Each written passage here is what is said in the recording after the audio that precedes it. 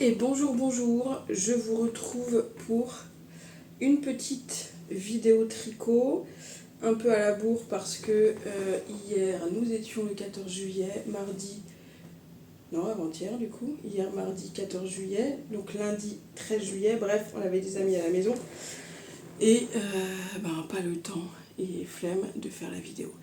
Il fait encore Watt 1000 degrés, dehors ça va à peu près, mais à l'intérieur ça n'a pas refroidi et je pense que ça va pas refroidir avant un moment. La semaine prochaine, ça a l'air d'aller.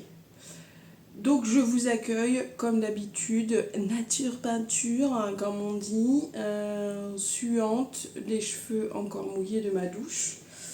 Voilà. Alors, je ne sais plus sur quoi on s'était quitté la dernière fois. Évidemment, j'ai pas tout mis à côté de moi, donc à un moment il va falloir que j'aille chercher des trucs. Mais ce que j'ai à côté de moi et que j'ai terminé, presque terminé, il faut que je termine demain d'ailleurs. J'ai fait à la demande de ma copine Caro une Sophie Hood parce qu'elle avait vu la mienne qu'elle aimait beaucoup. Et en fait, elle a l'habitude l'hiver de porter un tour de cou qui fut à moi d'ailleurs, qu'elle m'a piqué un jour, genre à la sortie d'un bar parce qu'elle avait froid et qu'elle ne m'a jamais rendu. Sympa, la copine, qui est quasiment de cette couleur-là, un peu blanc, chiné comme ça. Et en fait, elle porte rarement des gros manteaux l'hiver avec des capuches et tout. Et donc quand elle a vu mon truc, elle m'a dit ah bah c'est trop bien ma Sophie Hood parce que elle en fait avec son tour de cou elle le met sur sa tête quand il pleut un peu quoi. Donc là elle s'est dit bah voilà trop cool pour l'hiver. Mais pas une couleur folle comme toi, donc pas violet. Donc j'ai trouvé cette laine à la lainière de Oisem, Canada, acrylique et laine. Et elle est très très bien.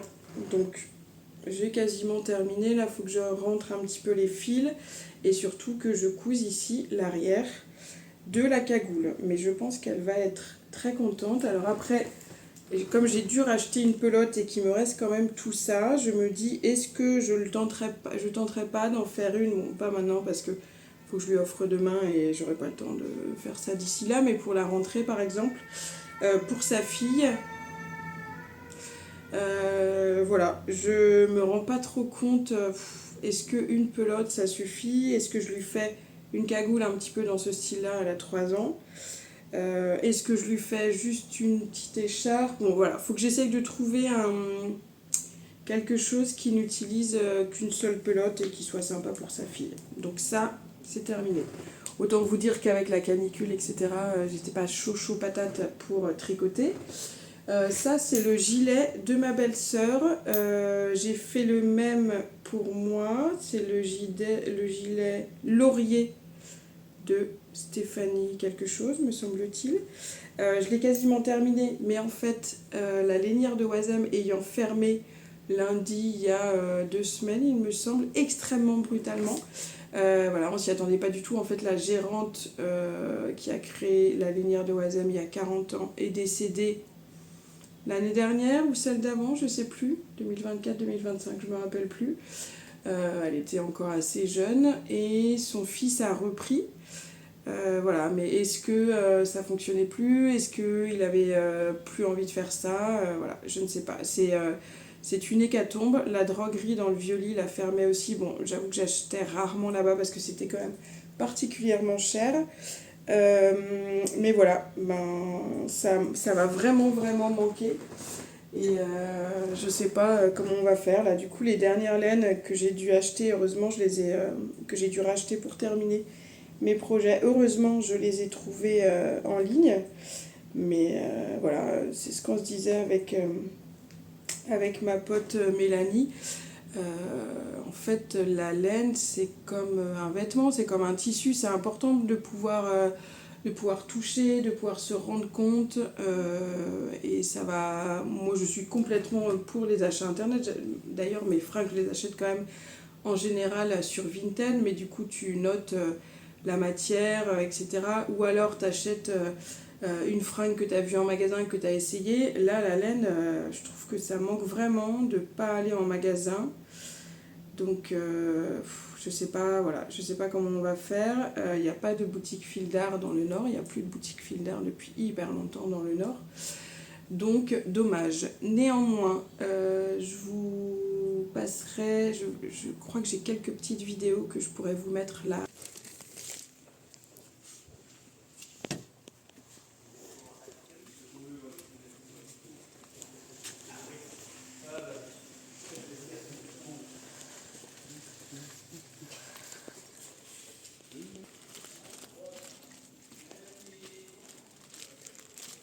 Incroyable, c'est absolument immense.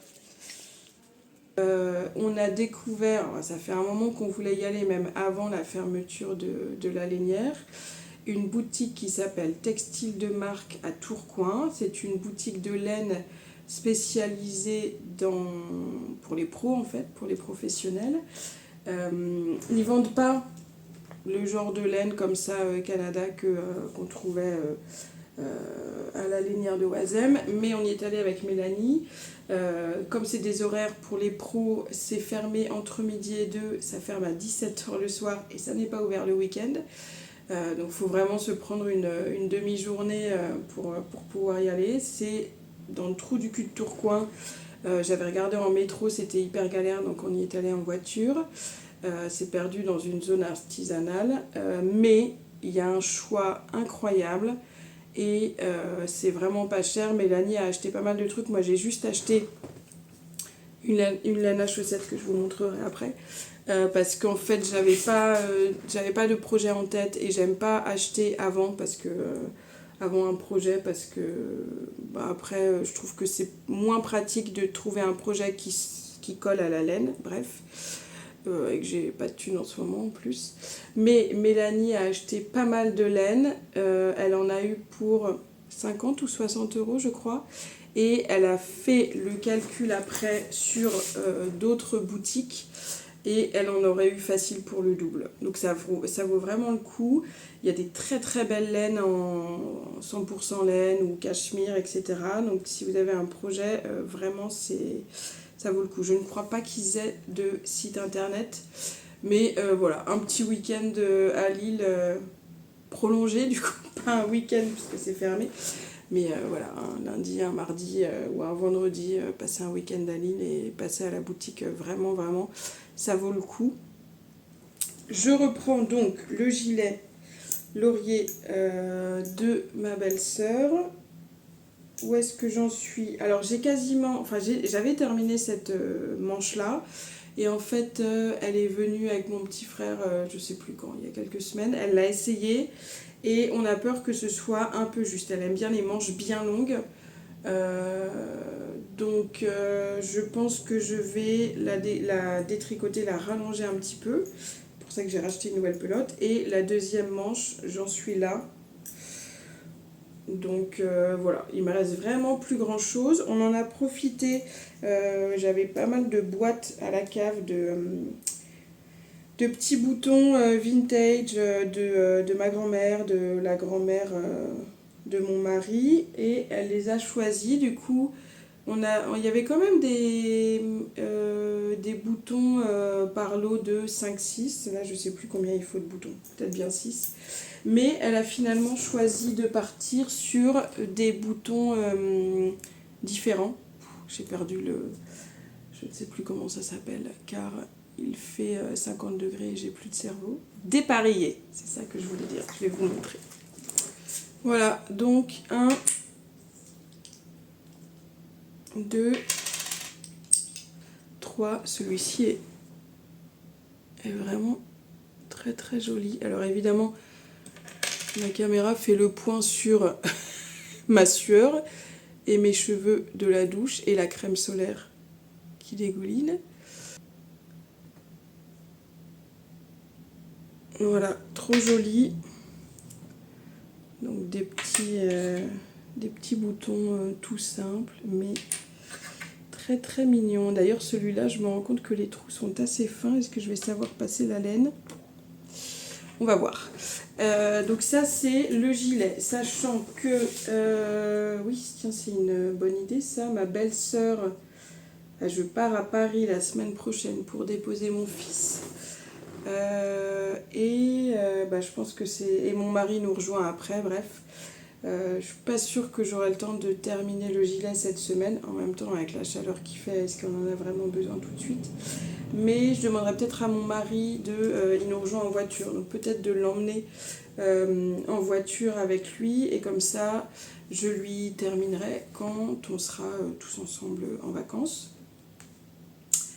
Donc ça, c'est le deuxième projet en cours. J'en ai un troisième là-bas qu'il faut que j'aille chercher. Ça, c'est la petite laine à chaussettes autorayantes qui est... Alors, c'est écrit en flamand, peut-être. Yarn and Friends. 72% laine, j'ai l'impression que c'est là, c'est ça. Et... ouais, c'est pas traduit. Voilà, donc ça c'est bien pour les chaussettes. Il y a un petit peu une sorte de lurex dedans. Donc je pense que ça va être très joli. Je ne sais pas encore comment je vais faire le talon et la pointe. Peut-être avec ça. Sinon j'ai un violet aussi avec lequel j'avais fait des chaussettes qui serait peut-être joli. Et je pense que je vais tenter cette technique où tu tricotes tout en rond, une sorte de tube en fait, et après tu fais la pointe évidemment, et en fait tu fais le talon après coup. Et je me dis que comme ça, c'est pratique quand il fait chaud et tout, même cet été en Italie, si je veux emmener un petit tricot. Là, franchement, alors le gilet, ça fait longtemps que je ne l'ai pas repris parce qu'il me manquait une pelote. Mais ça que j'ai tricoté là pendant la canicule, je peux vous dire que ça tient chaud. C'est un peu le concept. Donc un petit truc comme ça pour partir en Italie, pour tricoter pendant l'apéritivo. Je pense qu'on sera bien. D'ailleurs, la boutique, j'ai complètement oublié son nom, je la connaissais pas. J'avoue que j'ai pris un peu la première boutique où il y avait les deux laines que je cherchais.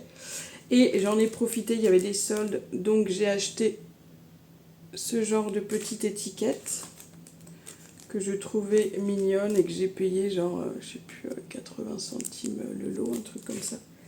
Évidemment, c'est vrai que j'en avais pas. Et du coup, j'ai acheté ces petites sortes de cache-aiguilles parce que je transporte mon tricot partout, donc il est souvent dans un tote bag.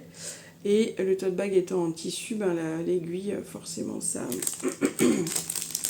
perce. Donc il y avait 3 modèles différents. Et évidemment, il y avait un petit modèle comme ça. Et je trouvais ça très dommage. J'ai donc bricolé. Bon, j'ai juste collé en fait. Ah mince, il se décolle! J'avais mis une pince à linge. Bon, il faut que je trouve une colle un peu plus efficace parce que c'est quand même beaucoup plus drôle d'avoir ça que ça. Voilà, bravo Emeline, toujours dans la délicatesse et l'élégance. Et là, j'ai mon autre projet qu'il faut que je vous montre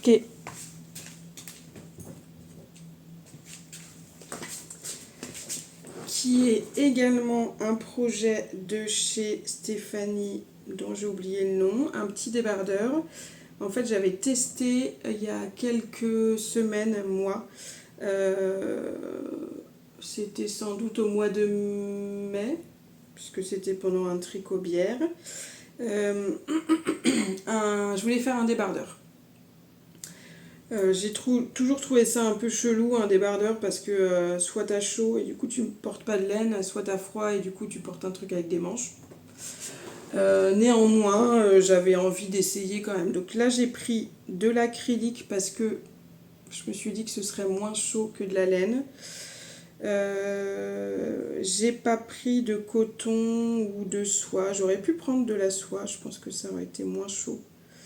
Mais le coton, j'aime pas trop comment ça rend quand c'est tricoté. Donc j'ai pris ça, on va voir. J'avais testé un modèle que j'avais trouvé sur internet mais qui ne se tricotait pas en rond. Donc j'avais essayé de l'adapter et en fait c'était beaucoup trop grand. Alors j'avoue que même là, j'ai un peu peur que ce soit trop grand. J'apprécie de le tricoter. Je me dis que si vraiment c'est trop grand, éventuellement je le ferai gagner sur mes réseaux. On verra bien. Mais j'adore le point. Donc j'ai trouvé là, celui-là qui se tricote effectivement en rond. Ceci dit, avec cette créatrice, donc c'est la même qui a fait le patron du gilet et au niveau de la taille c'était nickel. Donc je vois pas pourquoi ça n'irait pas pour le débardeur. Voilà. Et donc c'est un point dentelle qu'on continue tout jusqu'en haut, jusque sous les seins. Et après jersey et des petites bretelles. J'aime beaucoup le point. Voilà, je trouve que c'est vraiment très joli. Faut juste être... Bon, alors ça roulotte un petit peu, mais ici en fait du coup c'est en pointe. Voilà, ça fait des petites pointes. Faut être hyper concentré, c'est un peu le seul inconvénient moi avec mon TDAH. Je suis sans arrêt en train de recompter les mailles parce que j'ai peur de me planter. Mais voilà, c'est franchement, ma foi, un petit tricot bien sympa. Et j'ai 4 pelotes. Je n'ai pas encore terminé la première là. Je dirais que j'ai utilisé 3/4 je pense de la pelote. Je pense que 4 pelotes on sera bien. Et ma foi, c'est tout ce que j'ai comme projet là en cours. Les prochains projets, c'est vrai que la laine de textile de marque m'a vraiment fait envie. Après, j'essaye de tricoter des choses que je n'ai pas encore. Donc j'ai tricoté un gilet un peu beige et chiné multicolore, mon pull gris. Je ferais bien un pull également pour mon mari, mais ça, je sais pas quelle couleur, mais ce serait sympa, un pull dans une belle laine avec un motif, un pull assez simple parce qu'en général il aime pas trop les trucs un peu trop chiadés. Je ferais bien un truc pour mon fils aussi, mais le seul truc c'est que c'est frustrant après parce qu'il va le porter 3 mois quoi. Et pour cet hiver, on part en Irlande en famille et je ferais bien un joli pull irlandais avec des torsades et puis les petites boules là, je sais plus comment ça s'appelle. J'ai fait un béret comme ça. J'ai adoré. Alors pareil, il faut être hyper concentré, mais j'ai adoré le faire. Et je trouve ça chouette de faire un pull comme ça dans le pays d'où c'est originaire, où c'est typique. Le seul ennui, c'est que le beige s'attache. Est-ce que